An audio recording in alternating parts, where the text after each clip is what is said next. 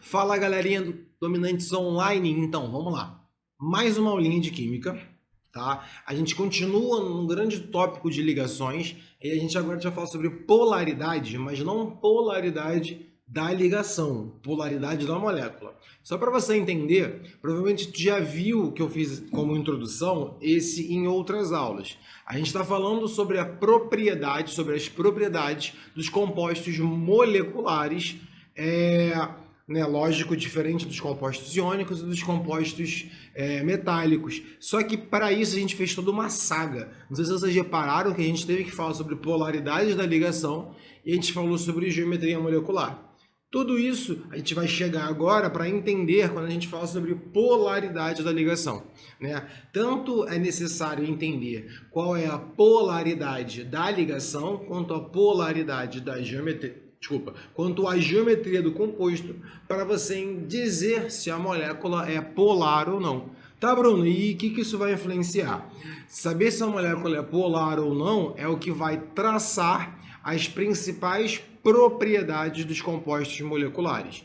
Então, qual é o objetivo da aula de hoje? Você conseguir pegar uma estrutura molecular e identificar se essa estrutura ela é polar, né? E a gente vai trabalhar esse conceito ou não. Ou seja, só tem uma região, ela tem duas regiões de cargas diferenciadas. Uma região mais positiva, pela deficiência de elétrons da ligação no próprio composto, e uma com a maior nuvem eletrônica, distorção eletrônica negativa ao redor dela.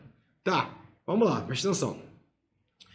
O que a gente vai precisar, por que a gente precisa disso? Depende, primeiro, para saber se as ligações efetuadas são polares. Lembra como é que a gente verifica se uma ligação é polar ou não? É pela diferença de eletronegatividade entre os elementos. Se um elemento é muito mais eletronegativo que o outro, né? Então é uma ligação polar. Se a diferença for muito maior ainda, a gente classifica como ligação iônica.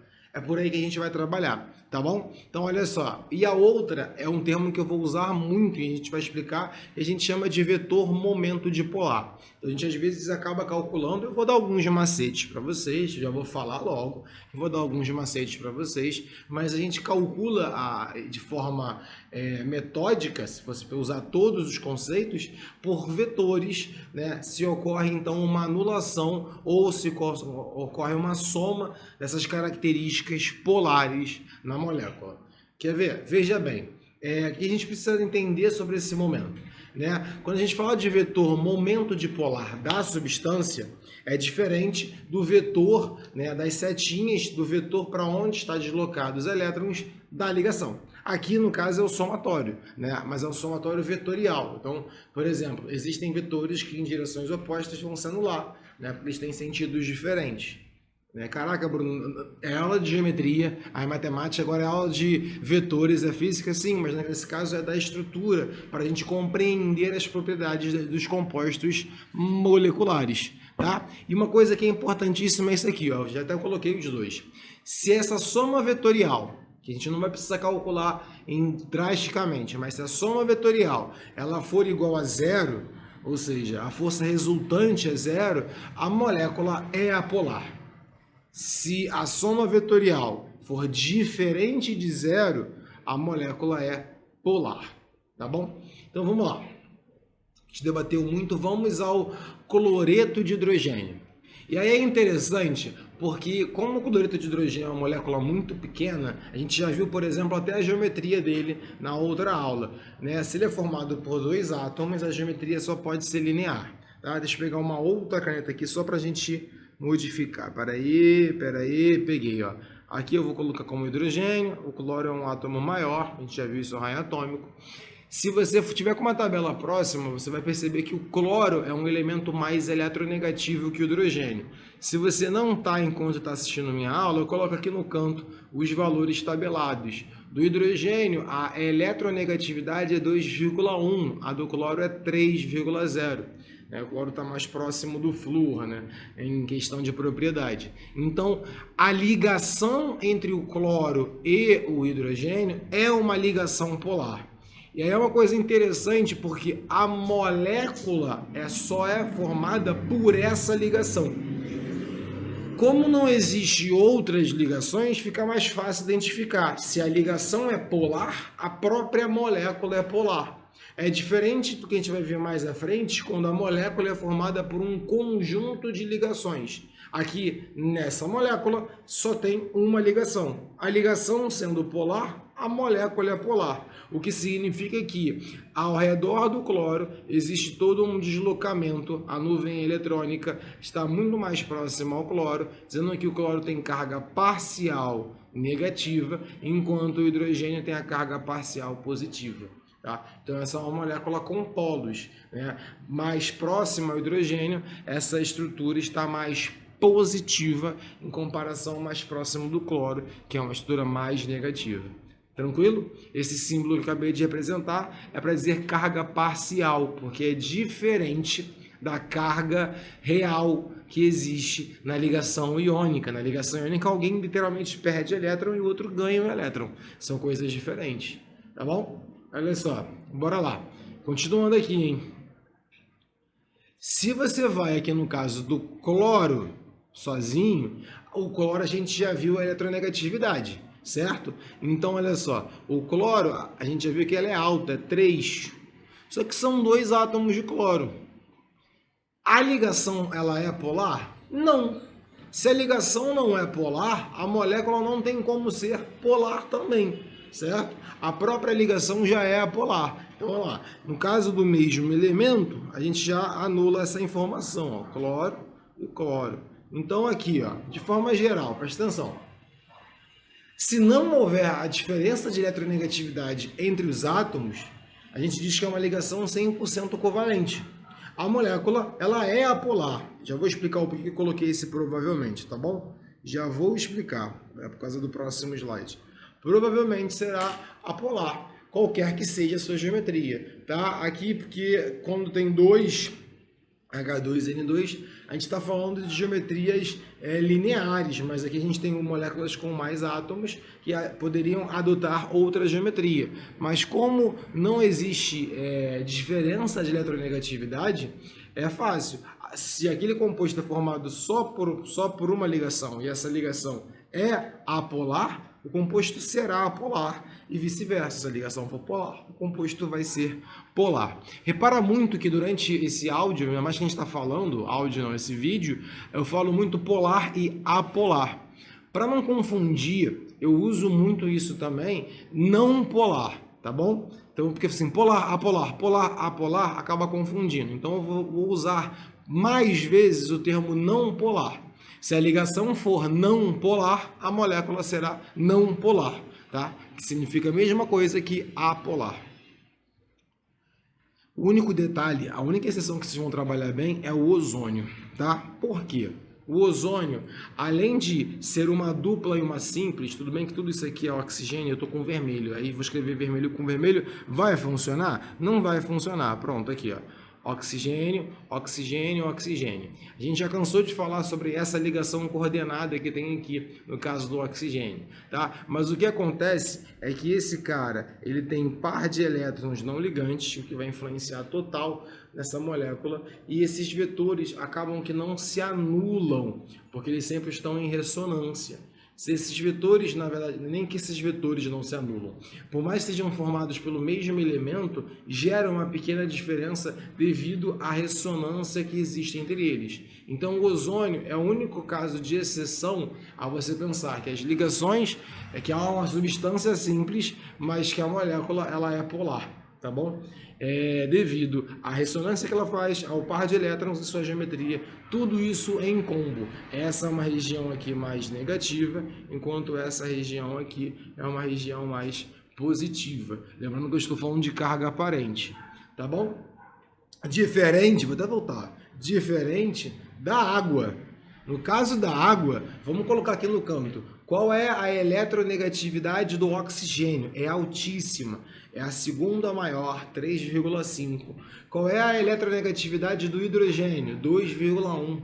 Então sim, é um valor alto, muito alto. Qual vai ser a diferença aqui? Né? Vai ser 1,6. Só que olha só, oxigênio, hidrogênio, hidrogênio. Vou colocar uma setinha melhor, peraí. Vou colocar de azul. Quem é mais eletronegativo, o oxigênio ou o hidrogênio? O oxigênio. Então, por exemplo, essa ligação ela é polar, beleza? Essa ligação aqui, ó, também é polar. Então, o que eu tenho são duas ligações polares. Mesmo assim, eu não posso afirmar que a molécula é polar. Na verdade, eu vou ter que ver esses dois vetores. Aí você não vai precisar fazer todo o cálculo em cima para espelhar, para dar o vetor resultante correto. É só você pensar, um vetor para cá pode ser anulado por um vetor para cá? Não. Como é que você anularia um vetor nessa direção? Assim, não assim. Então, na verdade, essa soma entre esses dois vetores vai dar diferente de zero? Vai. Se vai dar diferente de zero, eu avisei ali no texto que a gente considera isso como uma molécula polar, tá? As ligações da água são polares e a molécula também é polar. Foi? Tranquilo? Então é isso que a gente está fazendo. A gente vai ficar analisando essas moléculas para entender.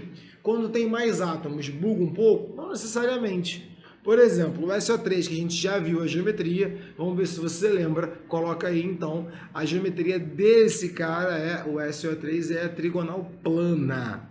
Aí a trigonal plana, a gente vai fazer o seguinte, ó, S, O, O. O oxigênio, ele é mais eletronegativo que o enxofre. Peraí, deixa eu colocar aqui, ó. O oxigênio, ele tem 3,5. O enxofre, se eu não me engano, é 2,5. Então, sim, cada oxigênio puxa para si. Só que as três forças somadas na trigonal plana se anulam. É fácil o seguinte, veja bem, é só você pegar as duas que estão apontadas para baixo. Uma está para cá e a outra está para cá. Se você somar as duas, você vai ter uma reta para baixo. Assim, certinho, uma reta para baixo. Essa reta para baixo vai se anular com a reta para cima. Então, esse caso é um exemplo de uma molécula que ela é polar, de uma molécula que tem ligações polares, mas o seu arranjo, a sua estrutura, retira a sua polaridade, elimina, porque as ligações ficam num ângulo, de certa forma, mais exato. Então, o que você tem aqui é uma molécula que é apolar, tá bom? Só para vocês terem noção. Então tá, Bruno, tem que saber polar, apolar é isso, basicamente? É.